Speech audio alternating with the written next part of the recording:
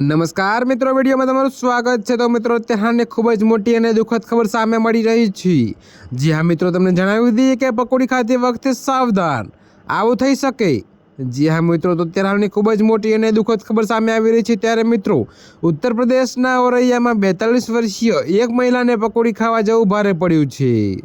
જી હા મિત્રો, જો તમે પણ પકોડી ખાતા હોય તો સાવધાન થઈ જાયજો।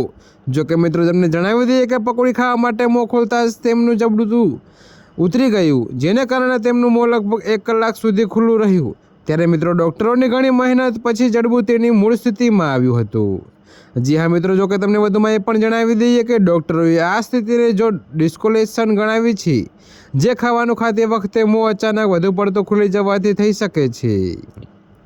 જી હા મિત્રો, તો અત્યારે હાલ માટે આટલું જ। મળીશું નવી અપડેટ સાથે। અને જો તમને મારા વિડીયો પસંદ આવતા હોય તો વિડીયોને લાઇક, કોમેન્ટ, શેર અને અમારી ચેનલને સબસ્ક્રાઈબ કરવાનું ભૂલતા નહીં મિત્રો।